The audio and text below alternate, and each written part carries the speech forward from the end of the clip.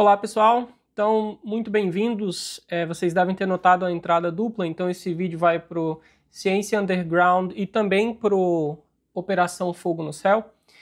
E eu quero falar sobre esses supostos objetos voadores não identificados ou fenômenos anômalos não identificados nos céus nos anos 50, né? Então teve um estudo aí, esse que está aparecendo na tela, foi publicado na Scientific Reports, são 2 artigos, né? O primeiro deles foi publicado na Publications of the Astronomical Society of the Pacific, revisado por pares, então está seguindo normal da rota científica, né, das coisas, mas o que chocou mais algumas pessoas é que teve esse que foi publicado na Scientific Reports, que é uma revista muito conceituada. Algumas pessoas estão confundindo com Nature, porque aparece aqui Nature e tudo mais. A Scientific Reports é um braço da Nature, digamos assim. Ela é um tipo de revista. Nature é um grupo de publicações e tem a revista Nature, que é a mais almejada e a mais respeitada de todas. A Scientific Reports ela faz parte do grupo Nature, mas não é a revista Nature, tá? Só deixar isso claro. Mas o que importa não é a revista, o que importa são os argumentos.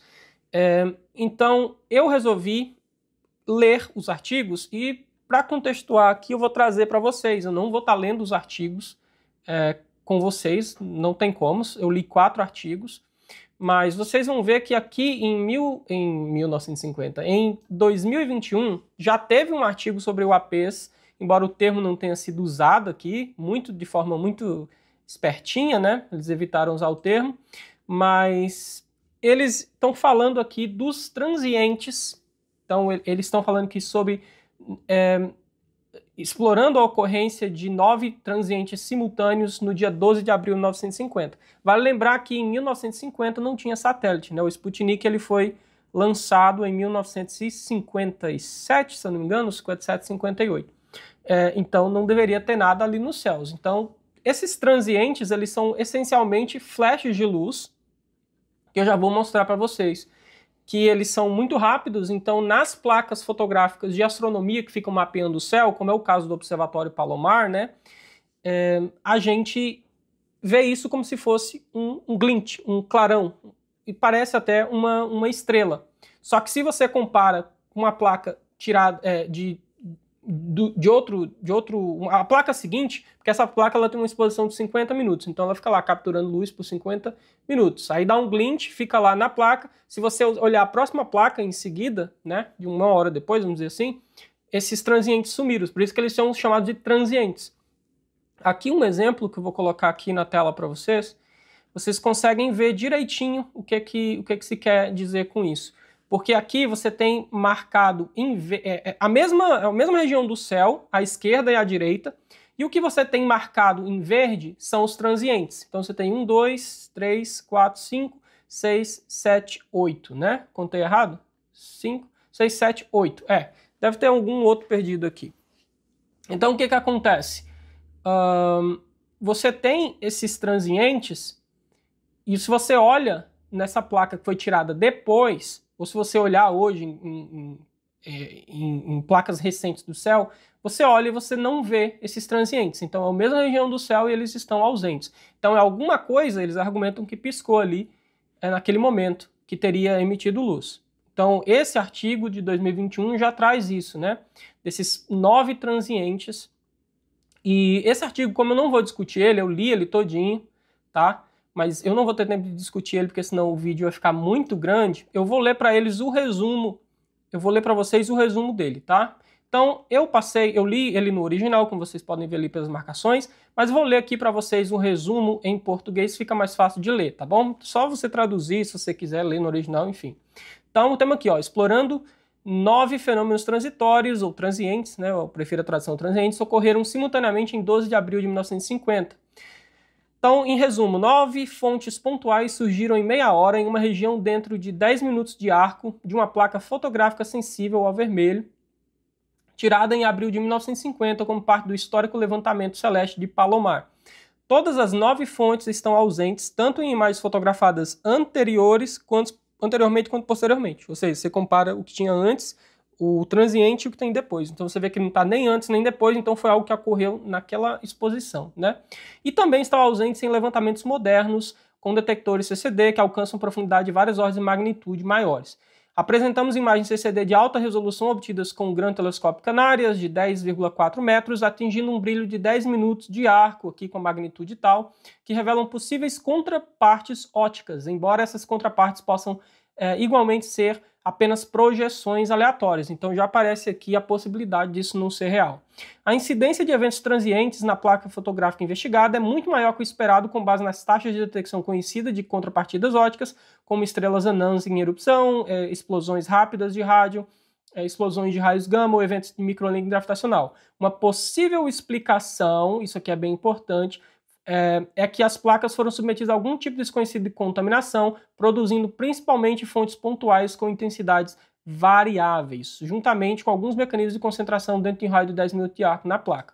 Se a contaminação como explicação pode ser totalmente descartada, outra possibilidade é rápidos reflexos solares de objetos próximos a órbitas geossíncronas, ou seja, aquelas órbitas que estão travadas com a rotação da Terra, que é onde ficam os satélites, né? Uma rota alternativa para confirmar esse último cenário é procurar imagens do primeiro levantamento do céu de Palomar, onde múltiplos objetos transitórios seguem uma linha. Então aqui aparece, né?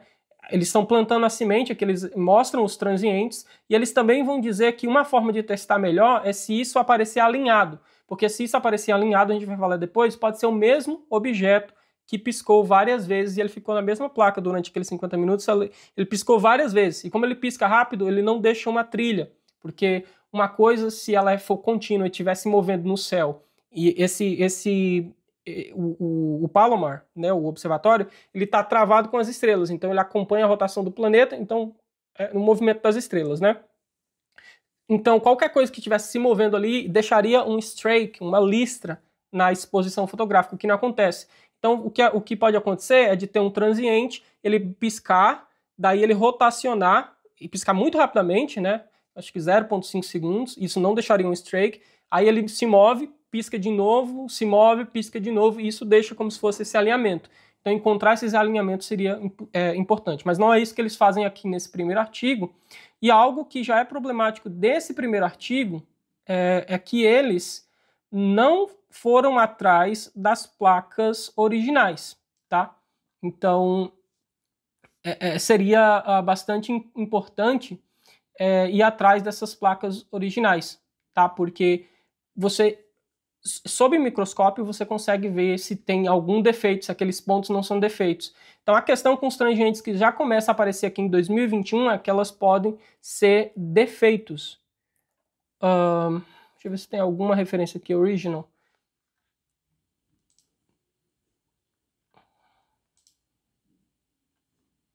Tal.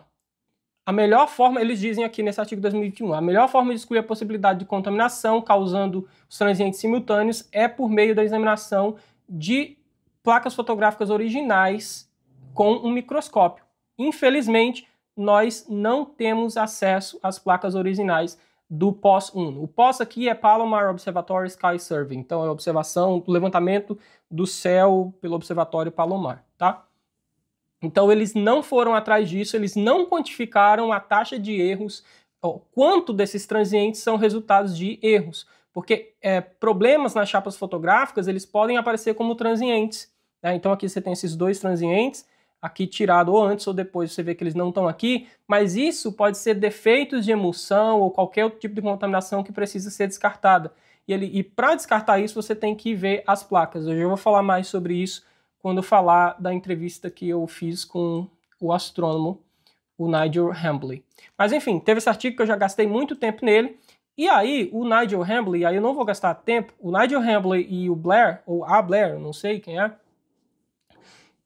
escreveram esse artigo, tá, sobre a natureza eu vou pegar de novo isso traduzido porque é mais fácil para ler para vocês, sobre a natureza das fontes transitórias aparentes nas placas de vidro do levantamento topográfico National Geographic Society Palomar Observatory Sky Survey. Então eles dizem aqui, analisamos criticamente alegações recentes sobre a presença de fenômenos ópticos transitórios ou transientes acima da atmosfera em digitalizações de placas fotográficas de telescópios Schmidt obtidos por meio do levantamento topográfico National Geographic Society, Palomar Observatory Sky Survey, disponíveis publicamente.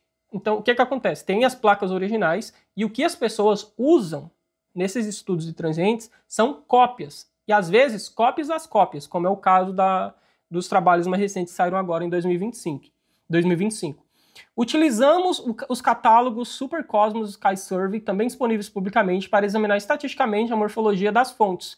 Desenvolvemos um esquema de classificação de imagens simples, objetivo e automatizado, inclusive eles utilizaram Machine Learning, baseado em um classificador de árvore de decisão de floresta aleatória, uma técnica aqui, uma metodologia aplicada. Constatamos que os supostos fenômenos transitórios provavelmente são artefatos espúrios da emulsão fotográfica. Sugerimos que uma possível causa para o aparecimento dessas imagens seja o processo de cópia empregada para disseminar conjuntos de atlas de levantamentos topográficos em vidro na era anterior aos programas de digitalização em larga escala. Então, esse artigo, que foi publicado em 2024, 5 de fevereiro de 2024, já contesta a própria natureza desses transientes. E eu não vou gastar muito tempo, eu li o artigo, recomendo que vocês leiam, porque eles explicam direitinho o procedimento deles, que envolve aqui a aprendizagem de máquina. Tem até aqui alguns defeitos fotográficos que quando você faz um negativo, passa para positivo, enfim, toda aquela coisa pode aparecer como se fosse um ponto ali, como se fosse uma estrela.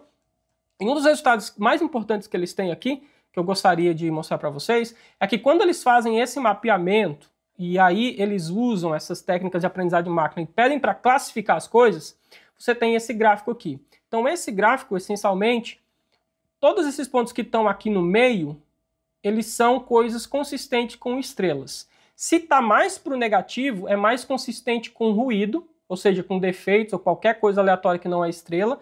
E se está aqui mais para cima, para o valor positivo, é mais consistente com galáxias e tudo mais. Está aqui. E daí, é interessante que esses sólidos aqui azuis, né, esses círculos sólidos azuis, eles são os transientes, os 9 transientes reportados naquele artigo da Villarroel et al. 2021. E aqui eles caem consistentemente mais para o lado negativo da coisa. Eles estão próximos das estrelas relativamente. Tem um que definitivamente não é uma estrela, que está bem aqui para baixo, na base do -3. Então ele definitivamente não é uma estrela e certamente é ruído. Tá? Não é um transiente real, não é algo real, apenas detecção espúria.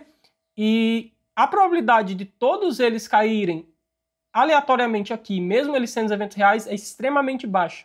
Então, o argumento do Nigel Hambly e do Blair, ou da Blair, é que isso aqui, eles são detecções espúrias, e a única forma de resolver isso é ir nas placas originais, o que não foi feito, tá? E continuou não sendo feito em 2025 também. Então, a gente começa a questionar a própria validade dos dados com base no qual se faz essas discussões. Então tem toda essas discussões, né? Então tem toda uma lógica aqui por trás desse artigo que eu acho muito interessantes, tá? E tem essa tabela aqui que é bem legal, que mostra os 9 e aqui a probabilidade, ó, de ser uma detecção ruim. Você vê que a probabilidade é bem alta para todos, e a probabilidade deles serem estrelas ou galáxias é bem mais baixa em comparação com a probabilidade deles serem ruídos. E algo que eles deixam bem claro aqui, ó, claramente seria mais instrutivo analisar ou até mesmo inspecionar visualmente os negativos, as placas com negativos originais do levantamento e as cópias intermediárias. Algo que não foi feito e que os estudos subsequentes continuam não fazendo. Então, essa primeira crítica, os dados em si, você não sabe a quantidade de erro que tem ali. Então, como que você tira qualquer conclusão dali? Tá? Primeiro, você tem que dar um jeito de estimar a taxa de erro para fazer qualquer afirmação melhor. Mas, enfim, tem outros artigos que foram lançados aí do Solano 2022, 2023, 2024, tem da Villarroel e colaboradores também. Mas, enfim, os artigos que a gente vai discutir aqui mais são esses artigos de 2025, que esse primeiro aqui, né, que são múltiplos transientes alinhados na primeira Palomar Sky Survey, né? Então, vamos mais uma vez ver o resumo, porque esse resumo já vai puxar um assunto interessante. Então, vou trazer aqui para vocês esse resumo. Ó, imagens astronômicas antigas e digitalizadas capturadas antes da era da exploração espacial humana oferecem um raro vislumbre do céu antes da era dos satélites artificiais. Nesse artigo, apresentamos as primeiras buscas ópticas por objetos artificiais com alta reflexão especular próximos à Terra. Seguimos o método proposto por Villarroel et al. E utilizamos uma amostra de objetos tangentes extraídas de Solano et al. Usamos imagens do primeiro levantamento do céu de Palomar para buscar múltiplos objetos transientes dentro de uma mesma exposição, ou seja, na mesma placa fotográfica, né, ou placa de emulsão ali, que além de serem pontuais, estejam alinhados ao longo de uma faixa estreita, né? Porque o raciocínio deles é que a probabilidade de coisas aleatórias se alinharem dentro de uma faixa estreita é extremamente baixa. Vamos ver o ponto em que isso é válido ou não. Beleza, aí o que é que eles dizem? Apresentamos uma lista restrita dos alinhamentos candidatos mais promissores, incluindo um com significância estatística de 3.9 sigma. 3.9 sigma. Mas o que significa um alinhamento de 3.9 sigma? Esses objetos transientes alinhados permanecem difíceis de explicar com os fenômenos conhecidos, mesmo que a produção de fantasmas ópticos raros que geram fontes pontuais não possa ser totalmente descartada no momento. Exploramos as possibilidades restantes, incluindo reflexões rápidas de objetos altamente reflexivos de óptica geossíncrona, ou emissões de fontes artificiais em grandes altitudes acima da atmosfera terrestre. E aí vem outro resultado importante que gerou muito burburinho. Também encontramos um déficit altamente significativo de 22 sigmas de eventos transientes na pós-1 na sombra da Terra, quando comparado com a cobertura teórica da sombra hemisférica a 42 mil quilômetros de altitude. O déficit ainda está presente, embora com significância reduzida, de 7,6 sigma, quando se considera uma cobertura mais realista baseada em placas tectônicas.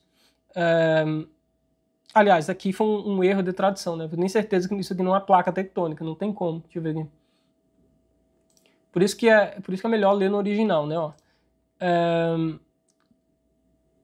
Quando uma cobertura mais realista com base nas placas é considerada, ou seja, quando você tem, ao invés de você supor que você fez a cobertura ideal do céu, você vai para a cobertura que realmente as placas fizeram do céu, porque não é uma cobertura perfeita. Então percebe que já tem um déficit significativo, mas a queda da significância estatística é muito brusca. Cai pela metade, basicamente, pelo triplo, né? 7 vezes 3, 21. Tá, vamos ser gentis aí, né? Porque tá mais próximo de 8 ali, mas enfim, cai quase o triplo da significância estatística. Mas aí a gente precisa pensar o que é significância estatística, o que significa esse sigma? Por que isso é importante? Por que os cientistas são obcecados por esse sigma? Porque quanto maior esse sigma, mais interessante é a minha descoberta. E tem aqui para vocês dois textos, um deles é do CERN e outro é do CERN também, o acelerador, aquele lugar onde fica o acelerador de partículas, né, o Large Hadron Collider, que foi onde foi descoberto o bóson de Higgs, onde estuda física de partículas e tudo mais. Tem aqui várias explicações da significância estatística do que é o sigma e tudo mais, mas eu quero trazer para vocês uma explicação breve para a gente poder seguir e vocês entenderem mais qual a relevância desse sigma e do p-valor também que a gente vai ver. Então, eu fiz algumas coisinhas aqui no R, vocês não precisam entender, mas vamos conhecer uma coisa importante para entender o que é o sigma, é que o sigma é um parâmetro que ele é muito comum, por exemplo, porque ele é o desvio padrão. E uma forma legal de entender o desvio padrão é vendo uma distribuição normal. Então, a distribuição normal, aquela distribuição em forma de sino, que vocês já vão ver, uma imagem, ela tem algumas características. Ela é simétrica, né? Então a média fica exatamente no meio dela. Então ela tem a mesma quantidade de observações à direita e à esquerda. Ela tem aquele valor médio, ela tem o desvio padrão, que é o quão distante, em média, você está do valor médio. E a gente pode fazer uma simulação. Eu vou simular aqui 100 mil lançamentos de 2 dados, aonde eu vou registrar quantas vezes aparece cada soma. Então, por exemplo, vai aparecer quantos 2, então eu tirei um num dado, um no outro, deu 2. Então quantas vezes vai aparecer 3, quantas vezes vai aparecer a soma 4, assim sucessivamente, até quantas vezes vai aparecer a soma 12, que é o máximo, né, que é 6 mais 6. Então eu vou simular 100 mil jogadas de 2 dados e ver o que aparece. Então quando a gente faz isso e plota isso num histograma, o que acontece? Olha só. A gente vê que a média que está aparecendo aqui é de 6,99, que é bem aqui no meio, né? Ó, justamente como eu falei. E tem um desvio padrão de 2,41. Quer dizer que, em média, cada observação está a 2,41 unidade de distância da média, né? Essencialmente é isso que tá falando. Mas olha só como é interessante, né? Isso mostra que é mais comum cair valores intermediários do que valores extremos, tanto para menor, então as somas que dão 2, por exemplo, quanto para o maior, que é a soma que dá 12. Então é raro você obter 6 e 2, por exemplo. Agora você tirar um 6, tirar uma soma 8, não é tão raro assim. Nessa região é mais provável, tá bom? Então isso é a distribuição normal. E ela tem algumas propriedades interessantes. O desvio padrão que eu já falei, que é justamente o sigma. O sigma é o desvio padrão. Então ele diz o quão distante você está da média, essencialmente. Isso depois vai ser bem relevante. Aqui eu vou mostrar para vocês a mesma coisa, só que eu vou estar simulando, dessa vez, mais algumas coisinhas. Então aqui eu tenho a curva normal, beleza? Em azul, que é essa região aqui, é tudo que está a 1 sigma. Então 68% das somas, né, das observações dos valores somados, vão estar a mais ou menos 1 sigma. Ou seja, aqui a média está no meio, então vai ter essencialmente metade das coisas para cá desse 68%, né? Então se eu considerar todo esse intervalo aqui, né, que é o intervalo azul, que como está sobreposto ali acabou ficando meio esverdeado, isso aqui contém 68% dos resultados, tá? 2 sigma inclui 95% dos resultados, bem aqui, ó. Então é 2 sigma para a direita, 2 sigma para a esquerda, né? Então por isso mais ou menos. Então isso já inclui 95% de todos os resultados. Isso mostra que qualquer coisa que está para fora desses 95 é um evento bem improvável. Então a gente já começa a entender quão maior o sigma, quer dizer, o quão mais longe eu estou do valor esperado. A média é o valor esperado. Então, quanto mais longe eu estiver disso, significa que aquilo dali é uma flutuação provavelmente interessante, tá bom? Então, esse é o primeiro passo. O que a gente precisa entender também, ainda, para entender melhor o sigma e tudo mais? Mais uma vez, a gente vai trabalhar com... Vou limpar aqui no ambiente, eu vou trabalhar com dados novamente. Então, o que eu vou fazer aqui? Eu vou mostrar para vocês como que se testa uma hipótese nula e uma hipótese alternativa. Então, você vai ter uma hipótese nula, que é a que você vai considerar a verdade como se ela fosse verdadeira, e você vai tentar refutar ela em favor de uma hipótese alternativa. Então, imagine que você joga um dado 100 vezes e você acredita que esse dado é um dado justo. Ou seja, a probabilidade, e você está contando quantos 6 você tira, tá? Você acredita que é um dado justo. Você não tem nenhuma razão a priori para achar que é um dado enviesado.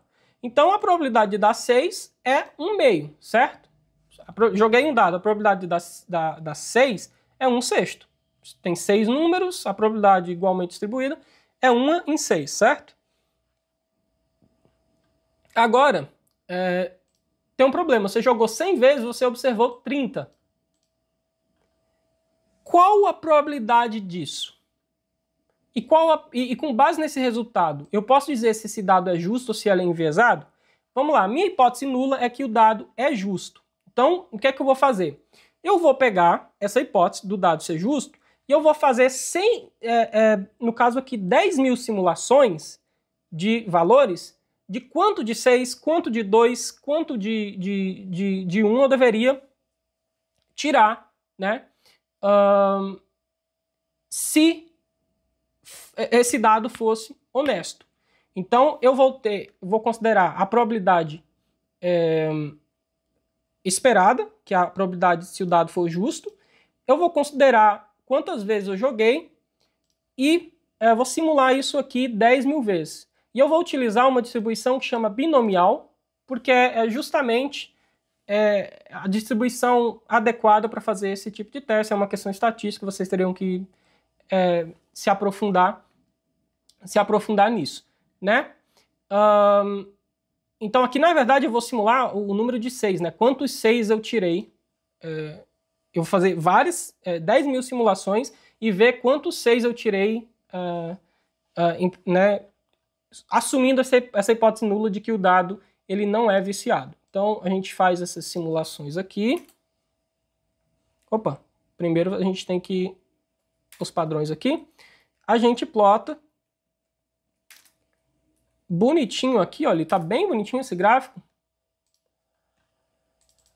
E ele dá uma densidade aqui no eixo Y, e ele dá um número de 6 em 100 jogadas, né? Então, você jogou 100 vezes o dado e contou quantas vezes caiu 6, certo? Aí você fez isso 10.000 vezes, tá bom? Então, isso vai te dar uma densidade, e a gente vê aqui que, na maioria, a média aqui vai ficar aqui, ó. Então, em torno de, sei lá, 16, 6 deveriam aparecer.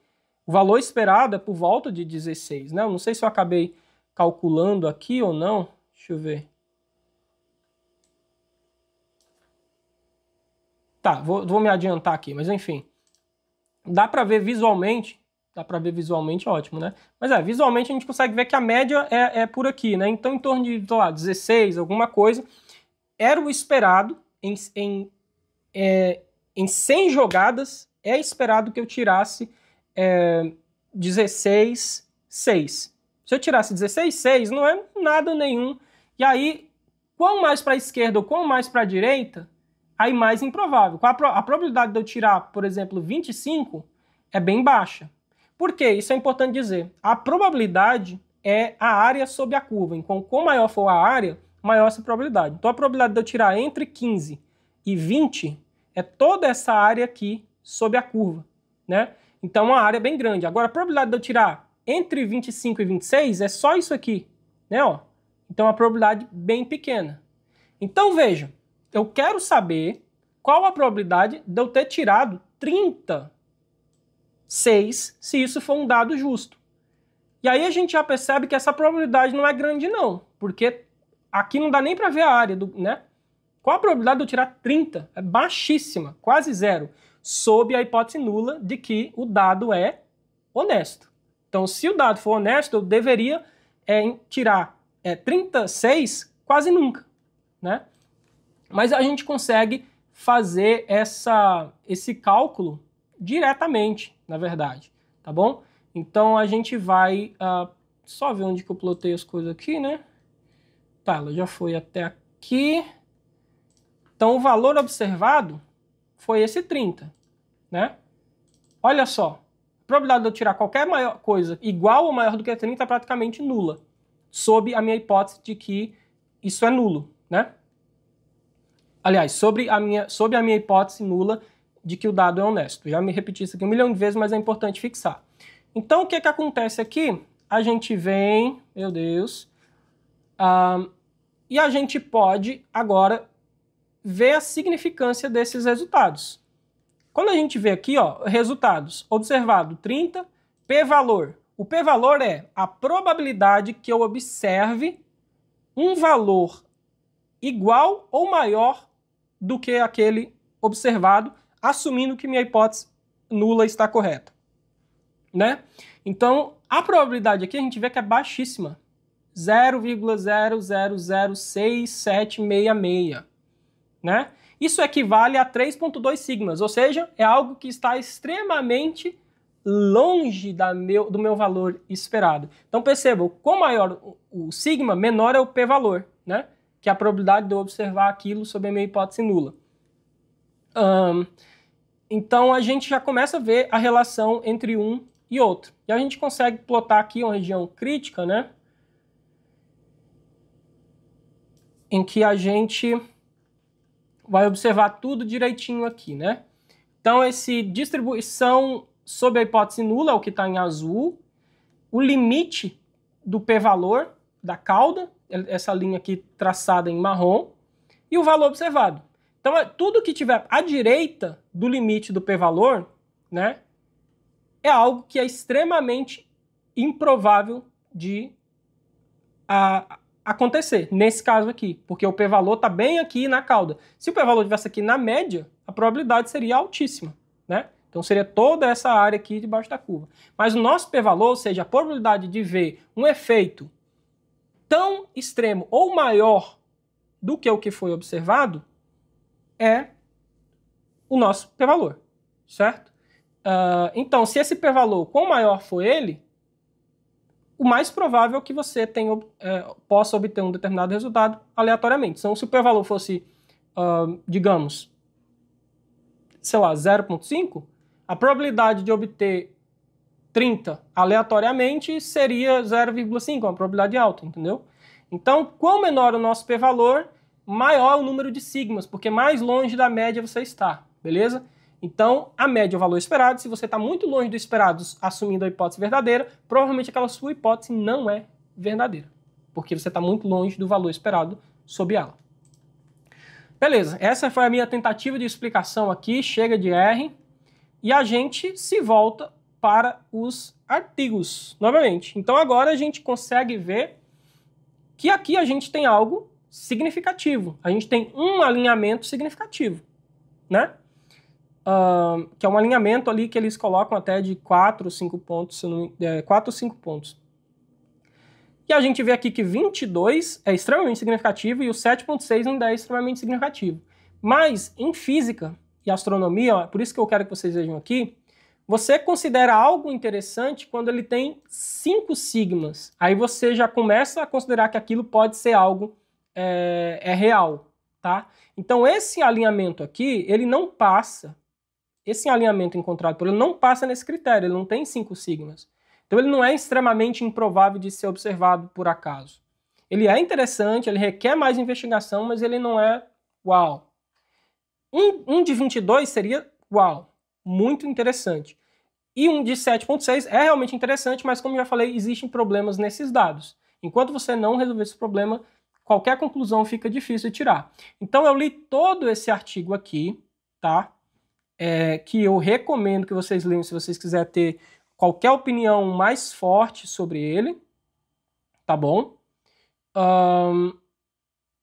E eu fiz vários comentários, né? Mas, obviamente, eu não posso tratar de tudo aqui. Eu vou tratar brevemente dos resultados, né? Então, o que é que eles querem dizer com alinhamento? Então, aqui eles têm as placas originais mostrando os transientes. Então você vê aqui, ó, esse blob aqui está presente, nessa placa ele não está, o resto todo está igual, então tem esses outros 3 aqui. Então tem várias placas dessa, tá? Eles identificaram possíveis 83 alinhamentos, muitos deles são de 3 pontos, o que é extremamente fácil de gerar por acaso. Então eles reduziram os melhores alinhamentos a 5, que esse top 5 aqui de melhores alinhamentos. Aqui está calculado a probabilidade disso acontecer por acaso. Então a gente vê que não são probabilidades muito pequenas, assim, não passam muito no teste do sigma, né? Porque isso não vão estar... O melhorzinho aqui é esse daqui, e ele está 3,9 sigma, tá? Esse é o alinhamento de 5 pontos que é o mais interessante. Ok? Então, o que acontece? O mais interessante ainda não passa no critério mínimo que os físicos e astrônomos utilizam de 5 sigma. Então esse alinhamento em si ele não é muita evidência de nada, tá bom? O que eu quero dizer com alinhamento, só para se não ficou claro, é aqui, ó. São as mesmas placas agora mostrando os alinhamentos. Então aqui, ó, você tem os transientes que estão ausentes na direita, né? E aqui você tem esse alinhamento, ó. Eles estão alinhados, esses 3 aqui.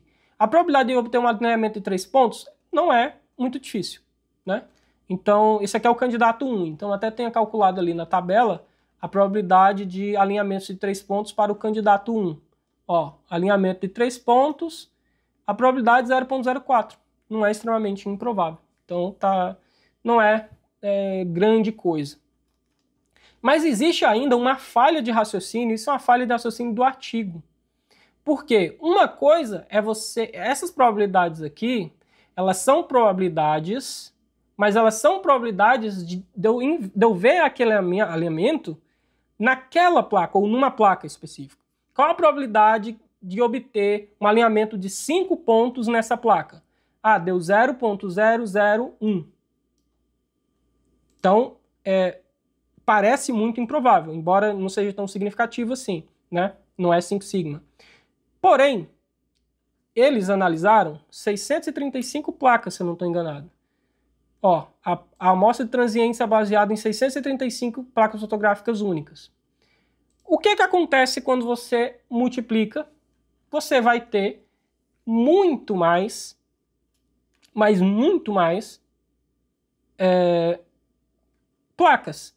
Então, a probabilidade de eu encontrar um alinhamento de 5 pontos em uma placa é muito pouca. Parece localmente muito relevante, porque é muito difícil de encontrar. Agora, se eu olhei em 635 placas, em algum lugar eu vou encontrar. Então, não é relevante. Isso é uma coisa conhecida como Look Elsewhere Effect, ou seja, procure em outro lugar. Tem um caso clássico aqui, que é um evento que não é da física, né? Mas eu vou até traduzir aqui para a gente ficar mais fácil de entender o argumento. Então, um exemplo não relacionado à física que destaca a diferença entre valores P, então a probabilidade, o valor P, né, locais e globais, foi fornecido por um arqueólogo que observou uma direção definida por duas grandes pedras no monumento do Stonehenge, apontava para um monumento antigo específico na França. Então, duas pedras ali apontavam especificamente para um monumento antigo na França. Daí esse arqueólogo foi lá e calculou a probabilidade disso acontecer, viu que era muito pequena, assumindo que a disposição das pedras era aleatória. Então, ele assumiu a hipótese nula, ele assumiu que a distribuição das pedras é aleatória em relação ao monumento. E daí ele calculou um valor. Qual a probabilidade de observar esse alinhamento se a minha hipótese nula de que as pedras foram organizadas aleatoriamente for verdadeira? E daí ele viu que a probabilidade disso era baixíssima, portanto o valor P local era baixíssimo, e que, portanto, isso favorecia a hipótese de que Stonehenge foi projetada para apontar naquela direção. Só que a probabilidade de uma das direções, definida por qualquer par de pedras, apontar para um monumento antigo em qualquer lugar do mundo, ou seja, o valor global, é superior a 50%. Então, aquele alinhamento é um dos possíveis. Se você olhar só para ele, vai parecer muito improvável. Mas a probabilidade de duas pedras ali de Stonehenge se alinharem com qualquer monumento antigo no mundo é 50%. Então não tem nada de especial sobre esse alinhamento. A mesma coisa se aplica aqui. A probabilidade de se observar um alinhamento de 5 pontos em 5 placas não é 50%, é bem menor do que isso. Se você calcula, dá para calcular isso, né? Então a gente tem eu falando com vocês, né, do nada. Mas a gente tem, então, aqui 635 vezes 0,0001, isso dá 6%. Isso não passa no critério dos sigmas, porque 6% aí já vai para baixo de 3 sigma, se eu não estou enganado, né? Então a gente pode até de repente conferir isso, né, para não dizer que eu estou inventando as coisas. Vamos lá, ó, 0,06 corresponde a quantos sigmas de significância? Vocês vão ver que isso vai dar, ó, isso dá aí, então, uma significância, dependendo de como você testa, se é bicaudal ou unicaudal, no caso aqui unicaudal, de 1,55 sigmas. Mesmo se fosse bicaudal, seria de 1,88. Então, bicaudal é quando você olha o extremo tanto à direita quanto à esquerda. A gente quer saber só o da direita aqui no caso, né? Então, isso é abaixo de 2 sigmas. Então, isso não é realmente relevante. Então, aqui é um erro de lógica que o artigo fez, que eu não sei como isso passou na revisão por pares, ou eu posso estar entendendo de uma outra forma, né? O que está acontecendo aqui. Outro ponto que eu acho meio fraco desse artigo, que não é exatamente fraco, mas ele foi mal representado pelas pessoas quando elas estavam falando desse artigo, que é o seguinte: o que acontece aqui quando a gente considera Earth's Shadow, a sombra da Terra, né? Porque o argumento deles foi que quando você considerava a sombra da Terra, o que a gente deveria esperar? Então tá aqui, ó, por exemplo, que finalmente eu encontrei. Então, aqui a gente está olhando que está de noite desse lado da Terra, né? Então aqui é o cone da sombra da Terra. Os transientes, se eles forem dependentes de luz, se eles forem realmente reflexões, não tiverem necessariamente luz própria, o que acontece? Você deve encontrar um déficit de transientes quando as placas tiverem sido feitas na região que está sob a sombra da Terra, porque não tem luz do Sol para refletir, certo? Perceba, isso é um ponto interessante. Então, se eu encontrar menos transientes sob a sombra da Terra, isso me indica que eu tenho um déficit de coisas que deveriam estar ali, mas não estão, então provavelmente essas coisas refletem luz. Então provavelmente elas são reais, porque os erros nas placas fotográficas eles não refletem luz, não tem nenhuma obrigação de seguir a sombra da Terra. Mas aí é um problema, né? Porque a gente não sabe qual a distribuição dos erros. Enfim, eles encontraram esse resultado que de duas formas, né? Quando eles fizeram a cobertura ideal, quando eles fizeram uma amostragem, considerando que eles amostraram o céu idealmente, né, que a cobertura do Palomar ali foi ideal, eles encontraram uma diferença entre as fações do que é observado e do que é esperado de 21,9 sigma, ou seja, quase 22 sigma, né? Então, parece que quando essas coisas passam pela sombra da Terra, elas não emitem luz. Então parece que elas são superfícies reflectivas, né? De alguma maneira. Porém, algo que é importante dizer é que quando eles consideraram um cenário mais realista, né? Esse valor caiu para 7,6 sigma, tá? Ó, eles dizem que, entretanto, em nosso dataset de transientes real, apenas 349 de 100.007.875, ou seja, 0,32% dos eventos ocorrem dentro da sombra, correspondendo a um déficit de 39%, significante no nível de 7,6 sigma. Isso é um outro ponto importante. Não é como se todos, isso não ficou claro em muitos lugares que eu vi, não é como se todos eles fossem refletivos, que respondessem à luz. Nesse caso foi 39%. Mas aí, quando a 42 mil quilômetros de altitude, quando eles consideram 80 mil, isso cai, né, para 26%, um déficit de 26%. Né? Quando eles removem as bordas da placa, porque isso é interessante, tende a acumular erro nas bordas da placa. Quando eles removeram, esse déficit caiu para 30%, só com uma significância estatística quase nula. Nula não, né? Mas não muito importante, de 2,6 sigma, tá? Então perceba que mesmo esse resultado que parecia tão promissor, quando a gente vai fazendo os cortes mais reais, ele se torna não tão relevante assim.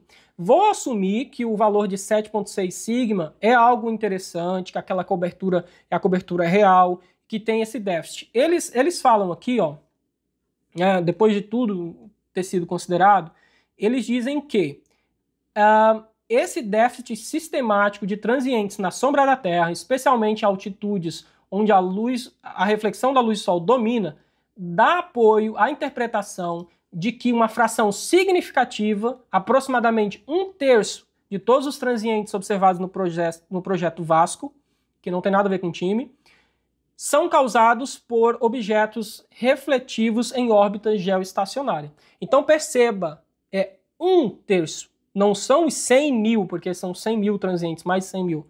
É 1/3 desse valor, o que ainda é bastante relevante. Mas não são todos. Você não pode simplesmente assumir que os outros também são verdadeiros ou que eles estão emitindo luz própria. A gente tem que saber quais são as frações disso. Mas com os dados ruins disponíveis, aliás, sem se saber se são dados ruins ou bons, fica difícil de dizer. Né? Então, o que acontece aqui?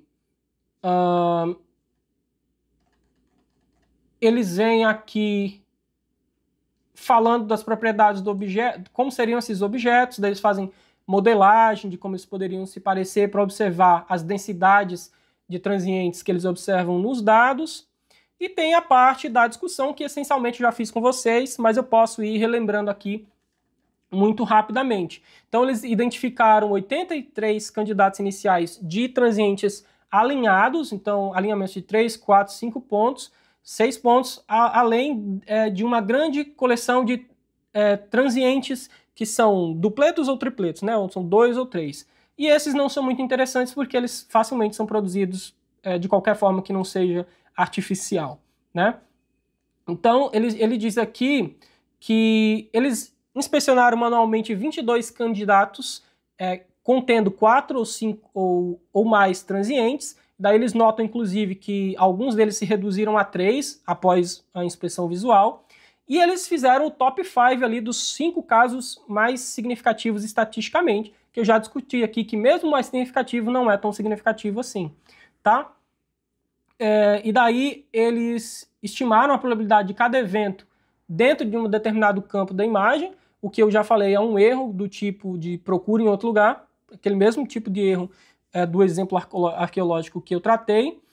E essas estimativas, dependendo das premissas, né, elas dão valores de significância estatística que vão de 2,5 sigma a 4 sigma para os casos melhores, né? Então, isso já ainda não é muito significativo dentro da física e da astronomia. Pode ser interessante investigar, mas resultados assim não são uau, meu Deus, que coisa nova e interessante. Pode ser só uma flutuação estatística de fato, né? Então, tem diversos casos disso na física e na astronomia. Que algo se demonstrou relevante estatisticamente, que depois, quando tiveram dados melhores, simplesmente esse efeito sumiu.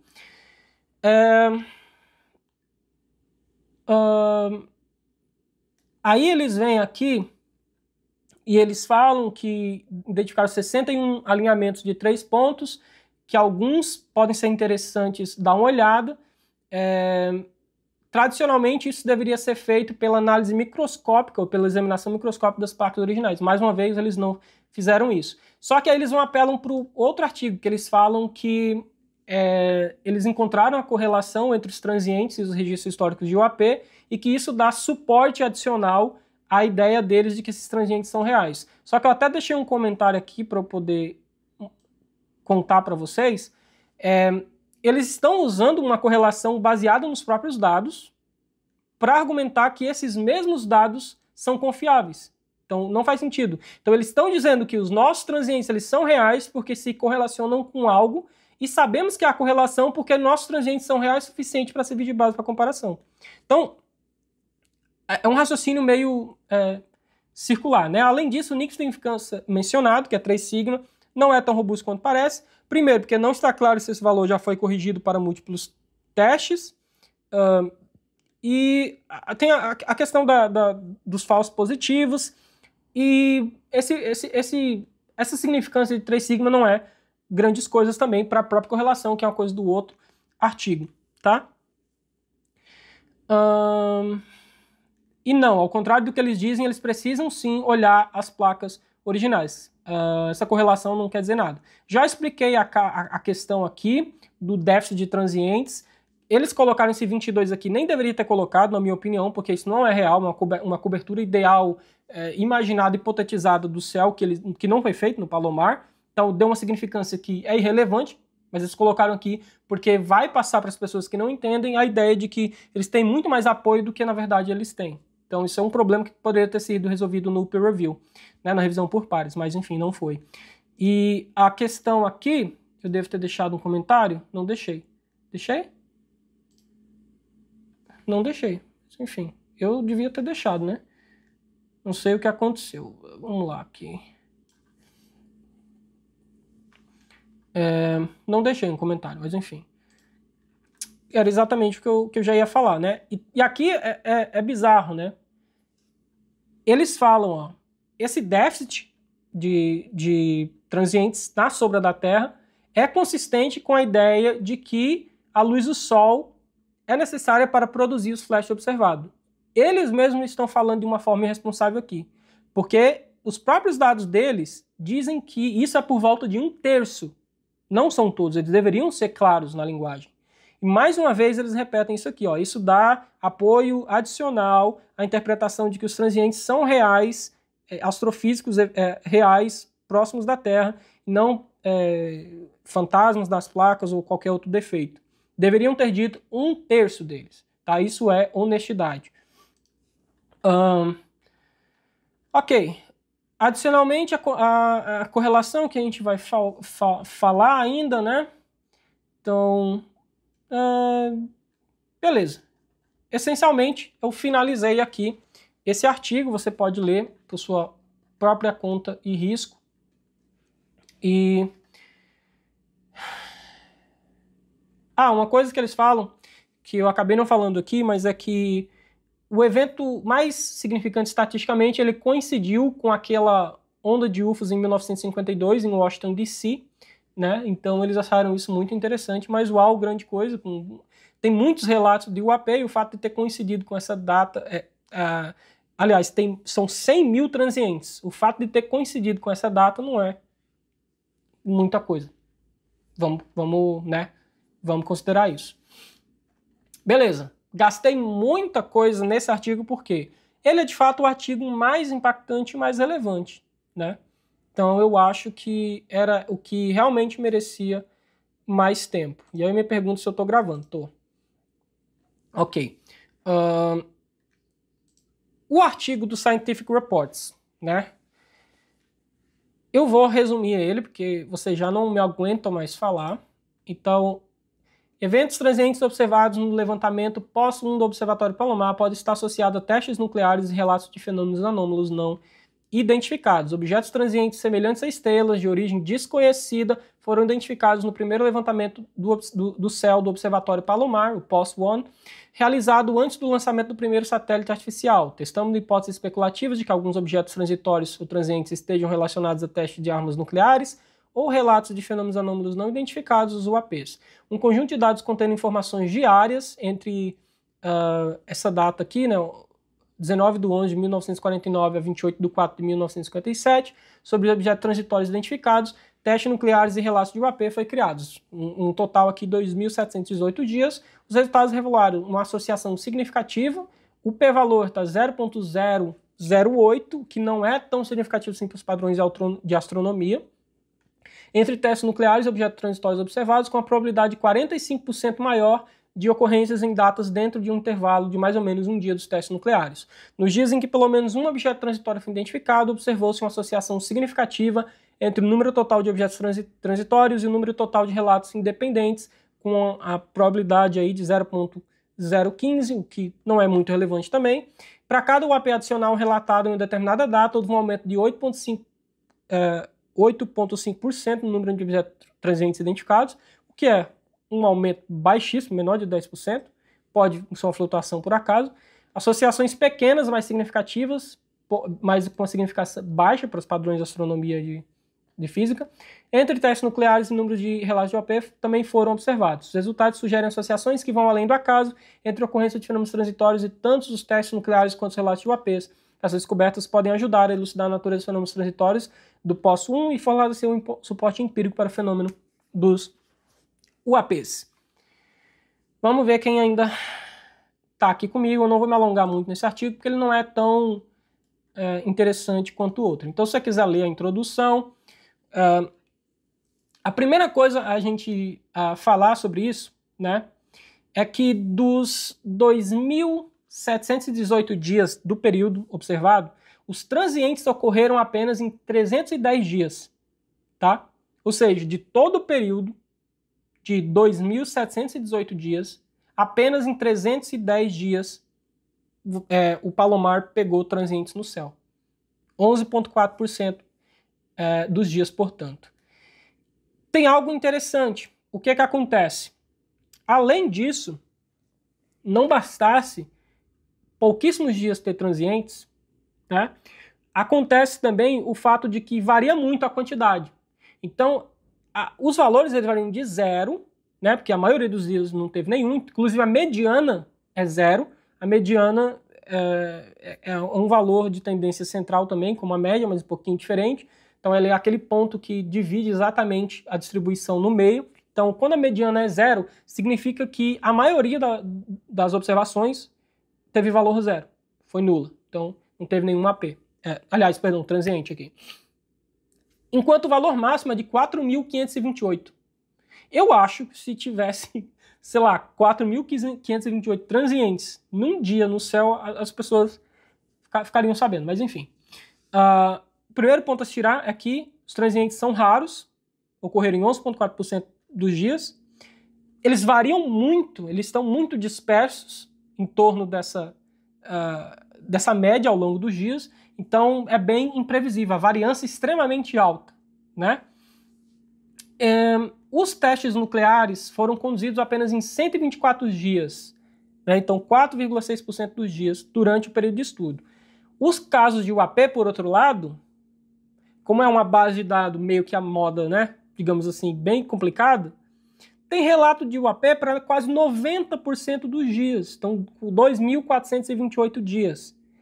O problema, inclusive, é pegar essas bases de dados bem subjetivas de UAP e correlacionar, porque você não sabe o quanto daquilo é verdade, o quanto não é, o quanto... Gente, a gente tem visto isso, quantas pessoas confundem, sei lá, qualquer coisa, avião, balão, qualquer coisa no céu com o AP.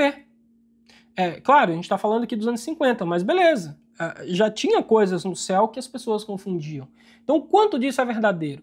Se eu tiver um monte de relato lá que não é verdadeiro, ou que não corresponde a algo que seja, de fato, não identificado, qual a relevância de fazer essa correlação entre teste nuclear e essas coisas, sabe?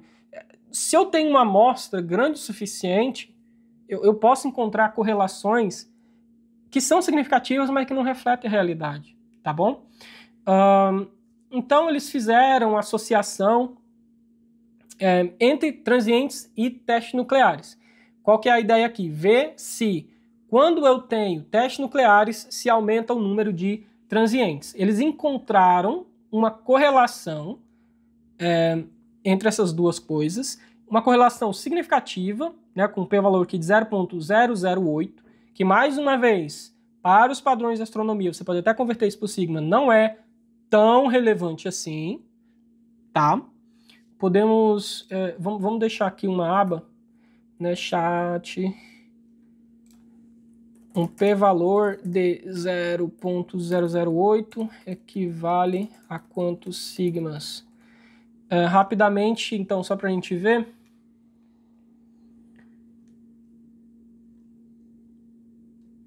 Então, mais uma vez, nada muito relevante, em torno de 3. Nada tão relevante assim, tá? Padrão é 5, né? Mas a questão não é nem existir a correlação. O que eles mostram aqui, ó? 15,6%, ó, nós notamos que 15,6% das datas com testes nucleares estavam associados com pelo menos um transiente, enquanto apenas 10,8% das datas fora da janela de teste nuclear estavam associados com transiente. Então a diferença em pontos percentuais é baixíssima.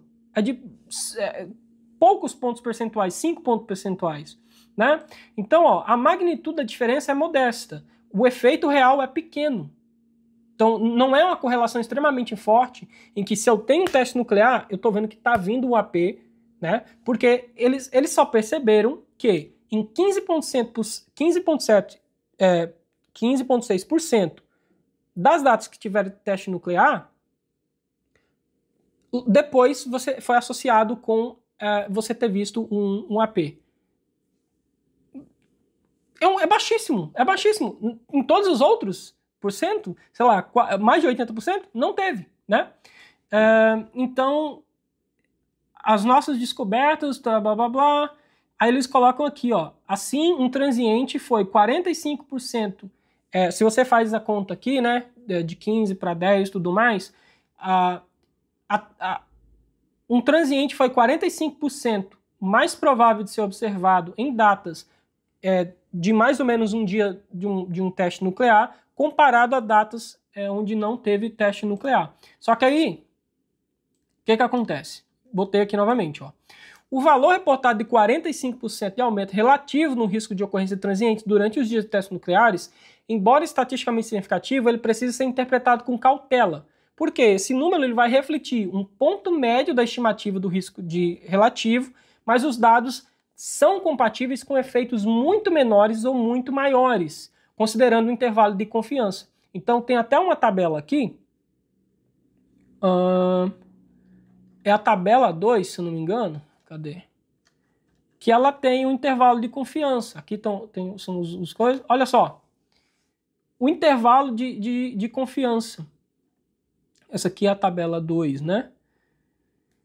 Os intervalos de confiança, eles não contam muita coisa, né? Então, olha só aqui, ó, por exemplo, né? O p-valor de 0,01, intervalo de confiança aqui. Pera que eu tô misturando duas coisas. Peraí. Cadê a tabela que eu queria, meu Deus?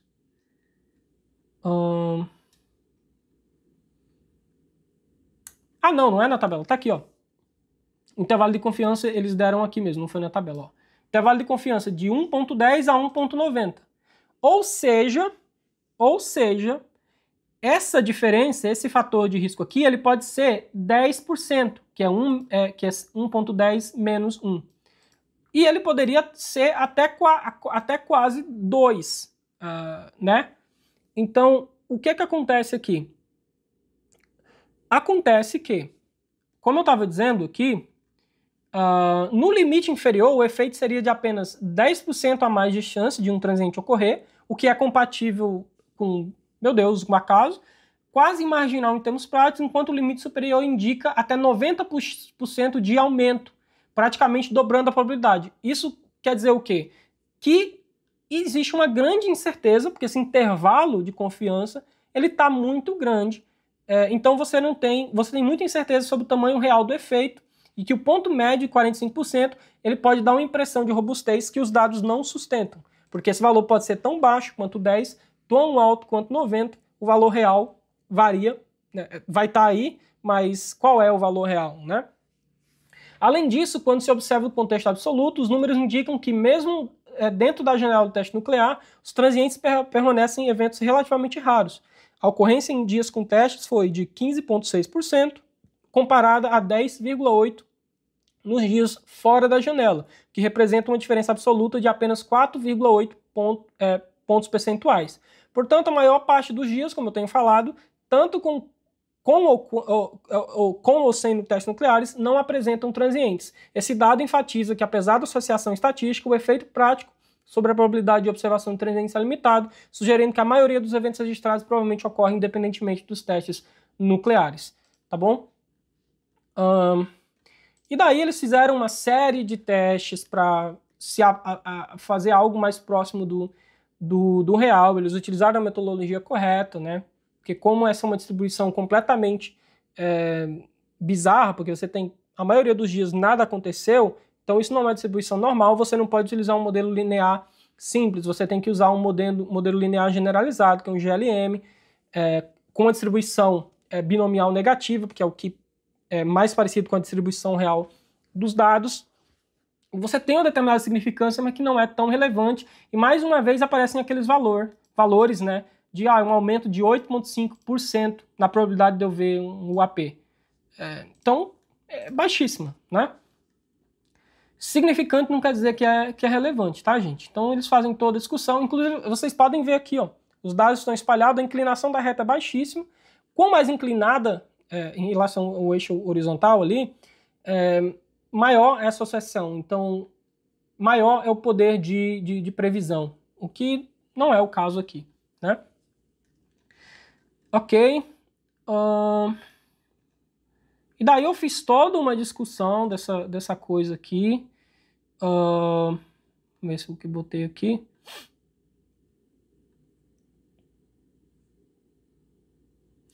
Aqui tem um ponto interessante, que eu não sei por que eles fizeram isso, mas vou até pegar a tradução ali, porque ele é um trecho relativamente longo que eu quero ler aqui para vocês. Então deixa eu localizar na discussão.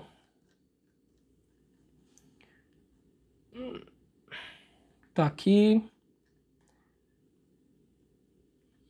Deixa eu ver se eu tentar localizar. na discussão 1975. Deixa eu localizar 1975 aqui. Aqui, ó.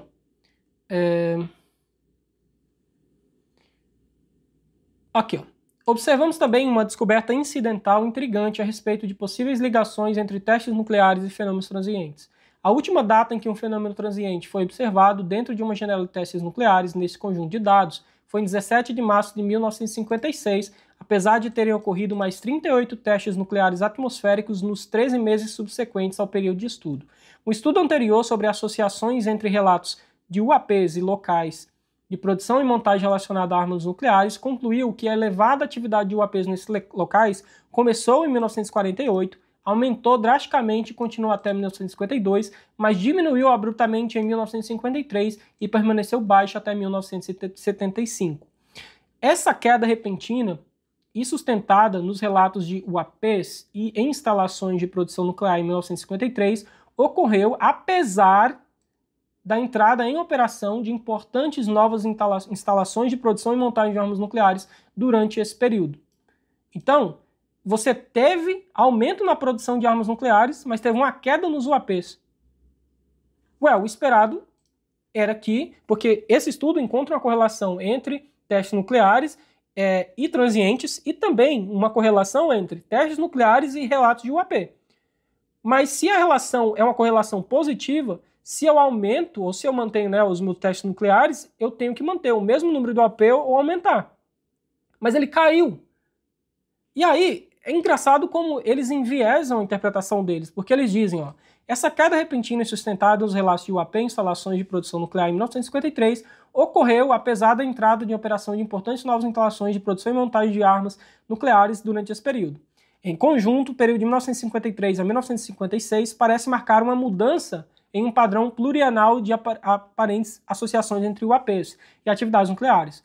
Embora o significado dessas reduções paralelas nas atividades de UAP, tanto em locais de produção quanto em testes de armas nucleares em meados de 50, não seja claro, aí vem a loucura que eles dizem. Elas podem representar evidências convergentes na validade da associação entre UAPs e atividades relacionadas a armas nucleares.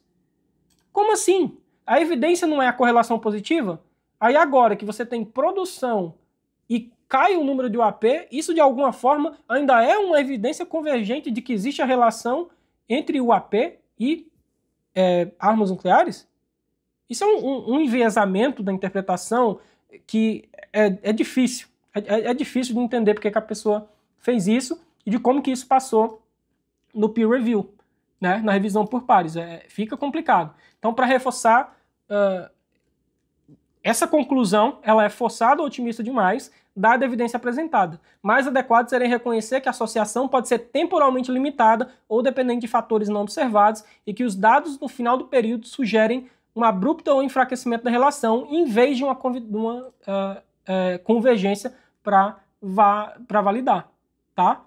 Então, qual que é o ponto de hipocrisia? O texto reconhece claramente uma queda nos transientes e nos APs, que contradiz, uma queda nos UAPs, o que contradiz a ideia de associação consistente entre transientes e testes nucleares. Só que eles vão lá e dizem, eles tentam reinterpretar essa queda como uma evidência convergente a favor da associação, o que é contra-intuitivo, né?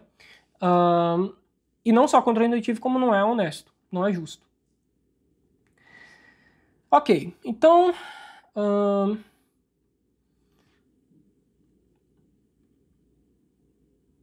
É engraçado, porque eles vão lá e daí eles têm que discutir aqui as hipóteses para explicar essa correlação. Por que tem correlação entre o UAP e transiente?